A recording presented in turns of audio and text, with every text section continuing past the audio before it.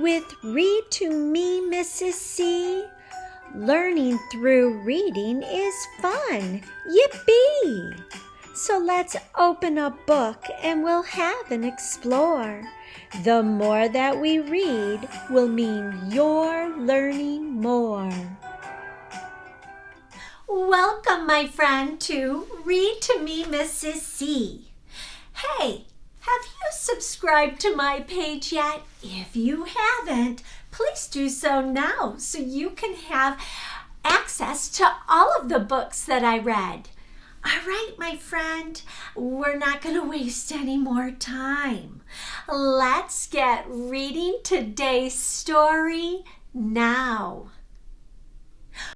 My listening and reading friends, did you know that The Night Before Christmas is one of the most famous holiday poems ever written?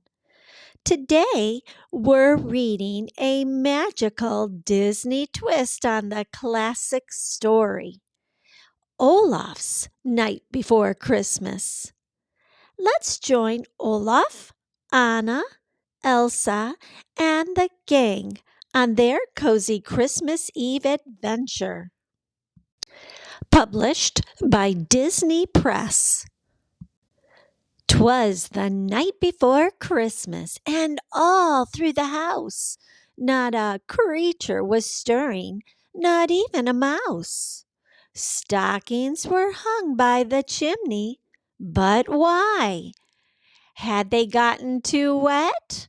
Were they left there to dry?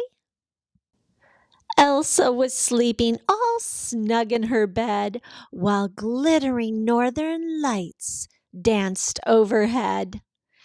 Anna snored softly, while I counted sheep, settling myself for a cozy night's sleep. When out on the fjord there arose such a clatter, I sprang from my bed to see what was the matter. Away to the window I tumbled and rolled. I pushed out the shutters, and brrr, it was cold. A full moon was out, and it lit up the night, while snow flurries made the world sparkly and white. Then, grabbing an icicle, what did I spy? 8 little Svens flying high in the sky.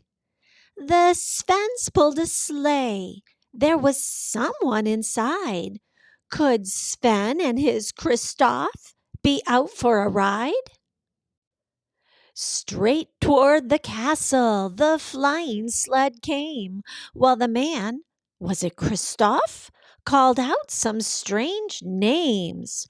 No Dasher, no Dancer, no Prancer and Vixen, on Comet, on Cupid, on Donner and Blitzen. To the top of the turret, to the top of the wall. No, dash away, dash away, dash away all. He sounded so funny. Who was this big guy? What was a turret? And how could Svens fly?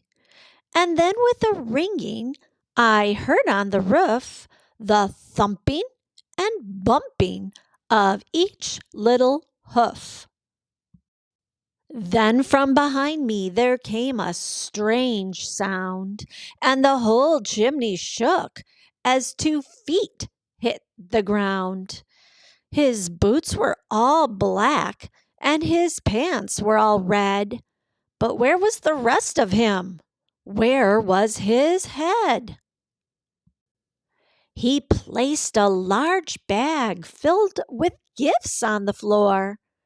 Was a sale going on at Old Oaken's big store? He brushed off his clothes, then began to unpack, pausing for crumb cake left out as a snack. This stranger had presents for Anna and Sven, for Kristoff, for Elsa, for all of my friends. I reached for his coat and gave two little tugs and said, "My name is Olaf, and I like warm hugs." He turned with a start, then let out such a giggle. I had to laugh too when I saw how he jiggled. He gave me a hug, such a wonderful gift. Then he rose up the chimney, all lively and swift. And I heard him call out as he flew out of sight, "Merry Christmas to all, and to all a good night." Why do you think Olaf loves Christmas so much? What do you think it means to him? And what do you think Olaf learned about the magic of Christmas from his experience on Christmas Eve? Oh, thank you for celebrating this story with Olaf and his friends on their Christmas Eve. I sure hope you enjoyed today's story. If you did, push the like button and share it with a friend.